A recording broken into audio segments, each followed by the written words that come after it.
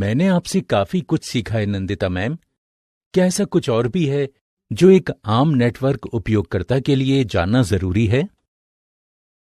हाँ राजेश, और भी कई चीजें हैं। इंटरनेट के लिए बेशुमार खतरे हैं। मैं पहले वायरसेस के बारे में बताती हूँ। नेटवर्क में वायरसेस, क्या इसके बारे में आप विस्तार से बता सकती हैं मैम? हाँ, जैसे हम किसी वायरल इन्फेक्शन की वजह से बीमार हो जाते हैं, उसी तरह नेटवर्क में मौजूद कई घुसपैठियों के बनाए हुए प्रोग्राम्स जब सिस्टम में घुस जाते हैं तो उसकी सेवाओं को बाधित या खराब कर देते हैं। कंप्यूटर वायरस एक मालवेयर है जो किसी के व्यक्तिगत सिस्टम में घुसकर उसे खराब करने के लिए बनाया जाता है। हालांकि सभी मालवेयर को वायरस नहीं कहा जा सकता। इसे वायरस क्यों कहा जाता है नंदिता मैम? दरअसल कुछ लोगों के इस तरह बनाए हुए प्रोग्राम्स को वायरस नाम एक विश्वविद्यालय के शोध छात्र ने दिया था। शायद इसलिए दिया था क्योंकि कंप्यूटर वायरस भी उसी तरह फैलता है जैसे जैविक वायरस। हालांकि इस तरह के प्रोग्राम्स को वायरस कहने को लेकर कई तरह के विचार हैं। कई विशेषज्ञों का विचार है कि वायरस का मतलब vital information resource under seize से है। अगर एक प्रोग्राम्ड वायरस के बारे में जानना है तो हमें इस तरह के प्रोग्राम्स की बुनियादी बातों को समझना होगा। क्या आप बता सकती हैं नंदिता मैम कि इस तरह के वायरस कैसे बनाए जाते हैं? दरअसल इस तरह के वायरस बनाकर भेज दिए जाते हैं। ज्यादातर किसी प्रोग्राम के रूप में अटैचमेंट के जरिए लोगों के ईमेल या सिस्टम में फैल जाते हैं।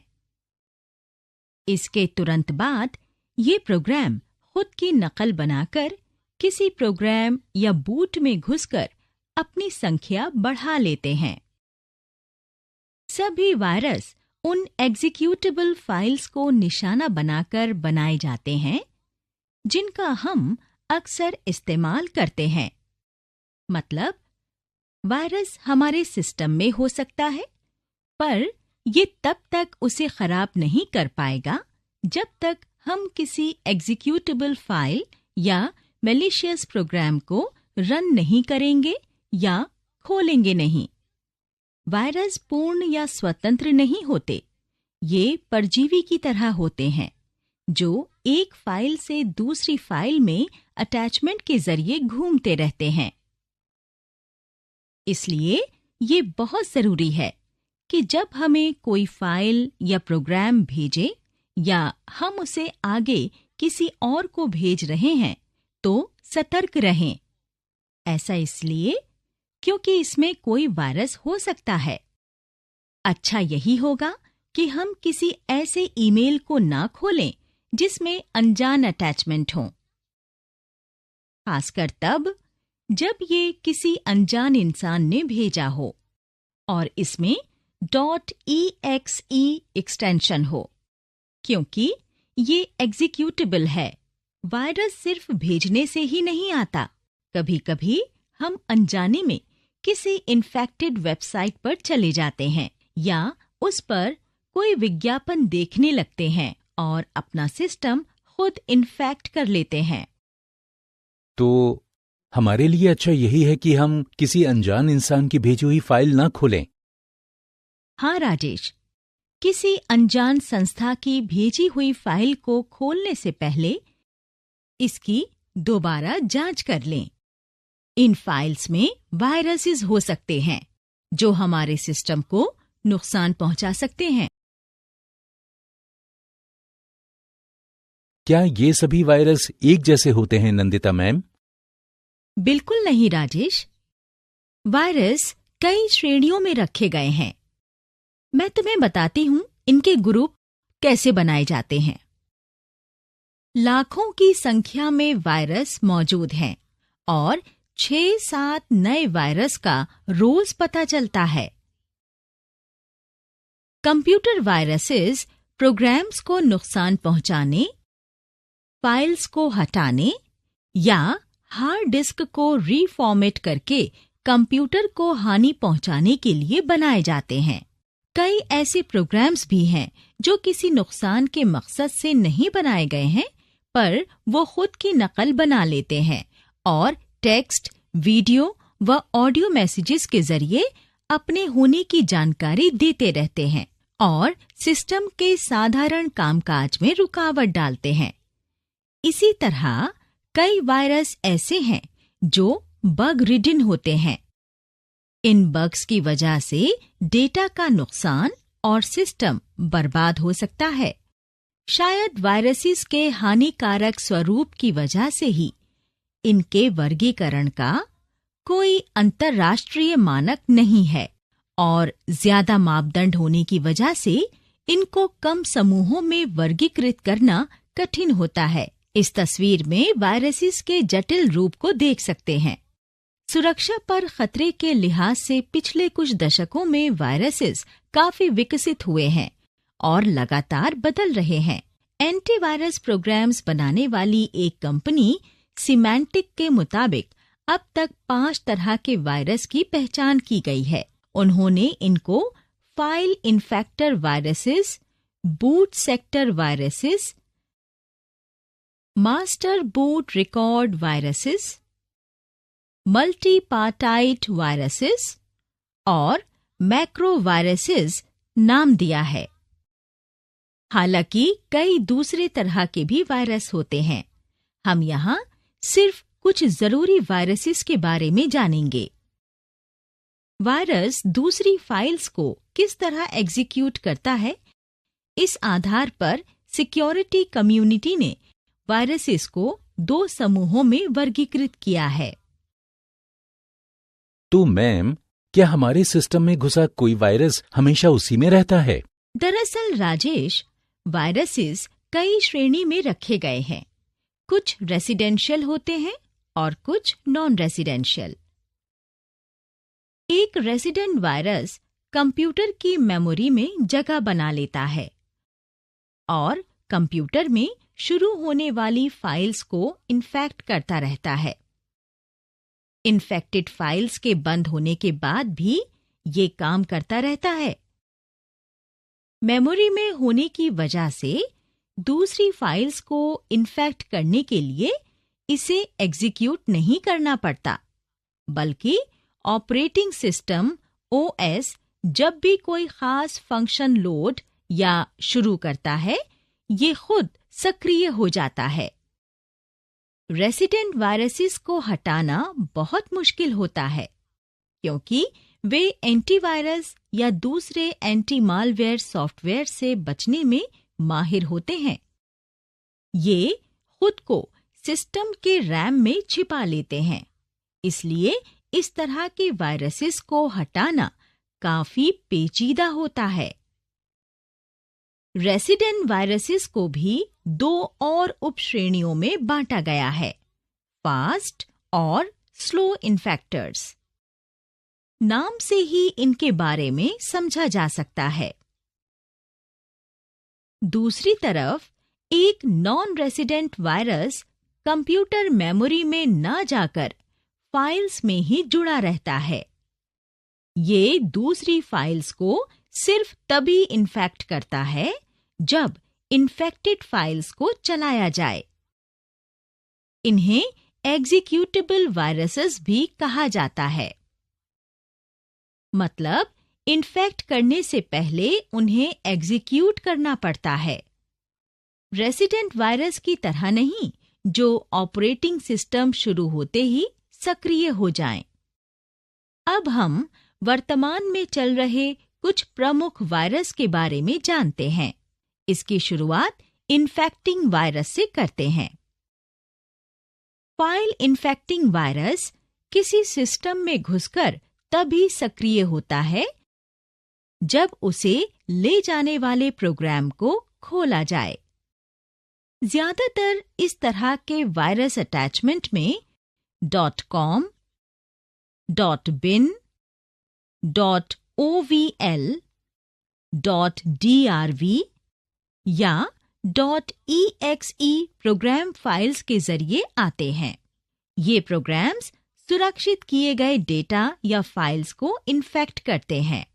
इसके बाद आता है ओवरराइटिंग वायरस।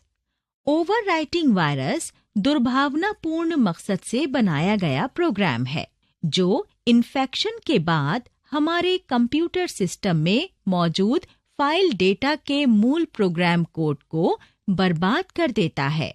आमतौर पर सिस्टम की मेमोरी में रखे डेटा को ओवरराइट कर देता है। बूट सेक्टर वायरस वे वायरस हैं जो अब ज्यादा उपयोग में नहीं हैं, क्योंकि आजकल के उपकरण फिजिकल स्टोरेज मीडिया पर कम निर्भर हैं। ये कोड को किसी फ्लॉपी डिस्क के बूट सेक्टर या हार्ड ड्राइव के पार्टीशन टेबल में कॉपी कर अपना काम करते हैं और कंप्यूटर सिस्टम को इन्फेक्ट करते हैं। स्टार्टअप प्रोसेस के दौरान वायरस को मेमोरी में लोड किया जाता है। जब ये सिस्टम की मेमोरी में जगह बना लेता है तो सिस्टम में इंसर्ट किए गए किसी डिस्क को इन्फेक्ट करने लगता है। बूट सेक्टर वायरसेस के कुछ उदाहरण फॉर्म, डिस्क किलर, स्टोन्ड और माइकलएंजेलो हैं। फिर आता है मास्टर बूट रिकॉर्ड वायरस। जैसा कि इनके नाम से ही पता चल रहा है, दरअसल ये मेमोरी में रहने वाले रेसिडेंट वायरस होते हैं। बूट सेक्टर वायरसेस की तरह ये भी डिस्क्स को इन्फेक्ट करने का काम करते हैं, पर वो बूट सेक्टर वायरसेस से अलग होते हैं। वो अलग अलग जगहों पर कोड्स के रूप में रहते हैं। मास्टर बूट रिकॉर्ड इन्फेक्टर्स के कुछ उदाहरण NYB और NTEXE हैं।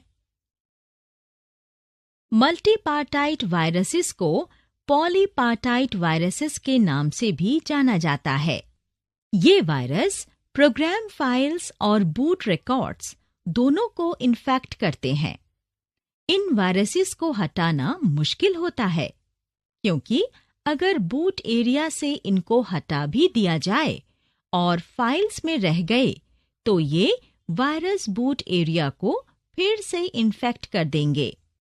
यहाँ तक कि इन्फेक्टेड फाइल्स को साफ करने के बाद भी ये वायरस खुद की नकल कर सिस्टम को इन्फेक्ट कर उस पर नियंत्रण कर सकते हैं। पॉलीमॉर्फिक वायरसेस को एक बहुरूपिया की तरह बनाया गया है। नेट इस्तेमाल करने वाले कई उपयोगकर्ता इसे बहुत उपयोगी उपकरण मानते हैं, पर एक बार उन्हें सिस्टम में लोड करने के बाद वे हमारी एग्जीक्यूटिव फाइल्स में रुकावट डालने लगते हैं। जिस तरह गिरगिट वातावरण की जरूरत के मुताबिक अपना रूप बदल लेता है, उसी तरह ये वायरस सिस्टम में खुद को काम करने वाली फाइल्स के रूप में बदल लेते हैं। हम इन वायरसेस को गिरगिट का डिजिटल रूप कह सकते हैं। एक पॉलीमॉर्फिक वायरस अपना कोड बदलने या रूप बदलने में सक्षम है, पर अपने मूल गुण या काम को नहीं बदलता है और सिस्टम को इन्फेक्ट करता रहता है। ये तो बहुत चुनौती भरा है नंदिता मैम। हम इस तरह के वायरसेस से कैसे निपट सकते हैं? इसके कई तरीके हैं, मैं तुम्हें बताती हूँ। खतरों को पहचानने का एक मुख्य तरीका हस्ताक्षर की पहचान करना है, पर पॉलीमॉर्फिक वायरसेस सिस्टम में अपनी पहचान बदल लेते हैं और इससे बच निकलते हैं। वे एक पॉलीमॉर्फिक प्रक्रिया का इस्तेमाल करते हैं, क्योंकि एक बार हस्ताक्षर बदलने के बाद वो एक जैसे नहीं होते। इसके बाद रूटकिट वायरस के बारे में जानते हैं। कल्पना करो कि कोई तुम्हारे घर में घुस जाता है और ड्राइंग रूम में सोफे पर बैठकर आराम करता है। तुम्हारे घर के स्विचेस को पूरी तरह बदल देता है। मसलन, जब तुम लाइट स्विच ऑन करते हो या पंखा चालू करते हो तो वो स्विच ऑफ हो जाएं या एक साथ काम करना बंद कर दें। एक रूटकिट वायरस अपने नाम के अनुसार काम करता है। ये सिस्टम में अनधिकृत रूटकिट इंस्टॉल कर देता है और हमलावरों को सिस्टम पर पूरी तरह नियंत्रण मिल जाता है। तब वे मूल कामों या प्रोग्राम्स को बदल या अक्षम कर सकते हैं। रूटकिट वायरसेस बनाने वाले इसे किसी भी एंटीवायरस सॉफ्टवेयर से बचाना चाहते थे, जो आमतौर पर एप्लीकेशंस और फाइल्स को स्कैन करता है। हालांकि एंटीवायरस प्रोग्राम्स के हाल के संस्करणों में रूटकिट स्कैनिंग और इससे निपटने की क्षमता है। अब मैक्रोवायरसेस के बारे में जानते हैं। मैक्रोवायरसेस? इसके बारे में तो मैं सोच भी नहीं सकता। एक मैक्रोवायरस कंप्यूटर में किसी मैक्रो का स्थान लेकर किसी प्रोग्राम को काम करने में सक्षम बनाता है और एक खास तरह के कार्यों और आदेश के लिए प्रेरित करता है। जब कोई वायरस इन कार्यों और आदेशों को बदल देता है तो कंप्यूटर को काफी नुकसान पहुंचता है। वर्ड प्रोसेसर्स या स्प्रेडशीट्स एप्लीकेशंस जैसे माइक्रोसॉफ्ट वर्ड मैक्रोस का इस्तेमाल करते हैं, जो निर्देशों का एक मेल होता है। निर्देशों का ये समूह उन कार्यों को एग्जीक्यूट करने के लिए है जो एक क्रम में हैं और अक्सर दोहराए जाते हैं। मैक्रोवायरसेस इन वायरसेस पर हमला करने और उनके कामकाज को बदलने के लिए ही बनाए गए हैं। वेब स्क्रिप्टिंग वायरसेस आमतौर पर किसी वेबसाइट के डिस्प्ले में इस्तेमाल किए जाने वाले प्रोग्रामिंग में दिखाई देते हैं। तस्वीर या वीडियो, किसी साइट का खाका और इस पर दिए गए लिंक सब कोडिंग पर आधारित होते हैं। कोई भी साइबर अपराधी तुम्हारे कंप्यूटर को इन्फेक्ट करने के लिए एक नजर देखकर ही इन्हें बदल सकता है, खासकर जब तुम किसी मैलिशियस साइट के लिंक पर क्लिक करते हो या वीडियो देखते हो। साथ ही एक साइट पर कोई ऐसा मालवेयर हो सकता है जिसे किसी तीसरे ने बिना इसकी जानकारी के जोड़ दिया हो। इसलिए किसी साइट पर क्लिक करने से पहले सतर्क रहें। वायरस की सूची अंतहीन है और हमें उनके बारे में लगातार जानते रहना है। सावधान रहना एक पेन ड्राइव वायरस फैलाने के मामले में सबसे आगे है। एक बार तुम्हारा पेन ड्राइव या तुम्हारे दोस्त का पेन ड्राइव जो तुमने लिया है या इस तरह का कोई रिमूवेबल स्टोरेज डिवाइस इन्फेक्टेड हो जाता है तो इससे वायरस फैलते रहते हैं और ये जहां भी इस्तेमाल किया जाता है उन सभी उपकरणों को इन्फेक्ट कर देता है। कंप्यूटर को इन्फेक्ट करने के बाद वायरस खुद की नकल बनाना शुरू कर देते हैं या कुछ वक्त के लिए रुक जाएंगे, जैसे निष्क्रिय हो गए हों, जब तक कि कोई क्रिया उन्हें जगाकर कुछ करने के लिए नहीं कहती।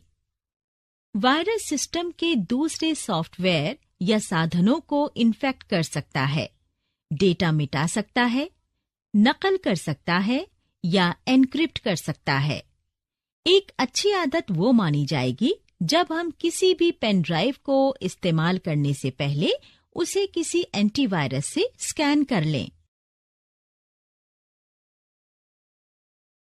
अब तक हमने जो भी सीखा है उसे देखने के लिए किसी तस्वीर पर क्लिक करें। कंप्यूटर वायरस एक मालवेयर होता है जो किसी के व्यक्तिगत सिस्टम में हमला कर उसके काम में रुकावट डालने के लिए बनाया जाता है। कंप्यूटर वायरसेस प्रोग्राम्स को हानि पहुंचाकर, फाइल्स को मिटाकर या हार्ड डिस्क को रीफॉर्मेट कर कंप्यूटर को खराब करने के लिए बनाए जाते हैं। एक रेसिडेंट वायरस कंप्यूटर की मेमोरी में जगह बना लेता है और कंप्यूटर में शुरू होने वाली फाइल्स को इन्फेक्ट करता रहता है। इन्फेक्टेड फाइल्स के बंद होने के बाद भी ये काम करता रहता है। मेमोरी में होने की वजह से दूसरी फाइल्स को इन्फेक्ट करने के लिए इसे एग्जीक्यूट नहीं करना पड़ता, बल्कि ऑपरेटिंग सिस्टम OS जब भी कोई खास फंक्शन लोड या शुरू करता है, ये खुद सक्रिय हो जाता है।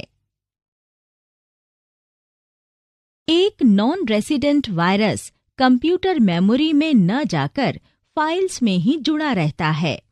ये दूसरी फाइल्स को सिर्फ तभी इन्फेक्ट करता है जब इन्फेक्टेड फाइल्स को चलाया जाए। इन्हें एग्जीक्यूटेबल वायरस भी कहा जाता है, मतलब इन्फेक्ट करने से पहले उन्हें एग्जीक्यूट करना पड़ता है। रेसिडेंट वायरस की तरह नहीं, जो ऑपरेटिंग सिस्टम स्टार्ट होते ही सक्रिय हो जाएं। फाइल इन्फेक्टिंग वायरस किसी सिस्टम में घुसकर तभी सक्रिय होता है जब उसे ले जाने वाले प्रोग्राम को खोला जाए।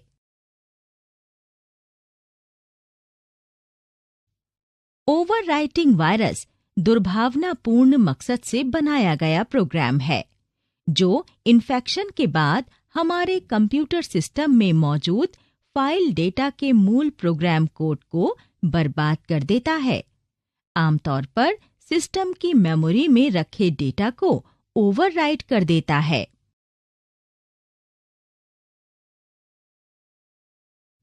बूट सेक्टर वायरस वे वायरस हैं जो अब ज्यादा उपयोग में नहीं हैं, क्योंकि आजकल के उपकरण फिजिकल स्टोरेज मीडिया पर कम निर्भर हैं।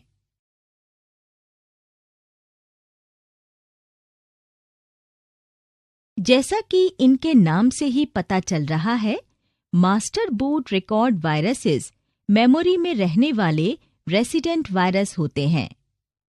बूट सेक्टर वायरसेस की तरह ये भी डिस्क्स को इन्फेक्ट करने का काम करते हैं।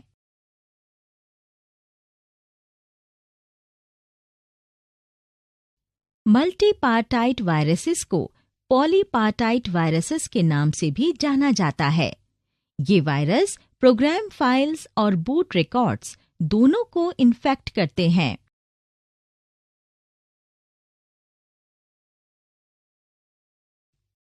क्लस्टर वायरसेस एक दूसरी तरह के वायरस होते हैं जो किसी सिस्टम में समूह में हमला करते हैं।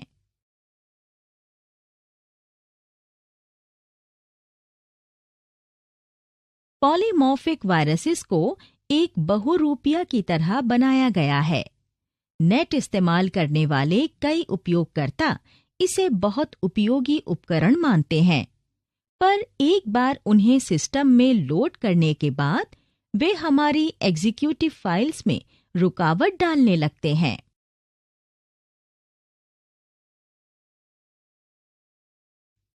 एक रूटकिट वायरस अपने नाम के अनुसार काम करता है। ये सिस्टम में अनधिकृत रूटकिट इंस्टॉल कर देता है और हमलावरों को पूरी तरह सिस्टम का नियंत्रण मिल जाता है।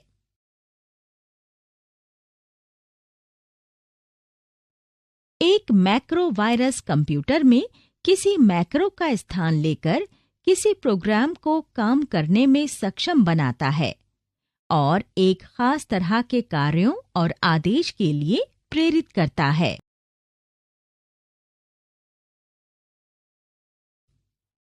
वेब स्क्रिप्टिंग वायरसेस आमतौर पर किसी वेबसाइट के डिस्प्ले में इस्तेमाल किए जाने वाले प्रोग्रामिंग में दिखाई देते हैं। तस्वीर या वीडियो, किसी साइट का खाका और इस पर दिए गए लिंक सब कोडिंग पर आधारित होते हैं।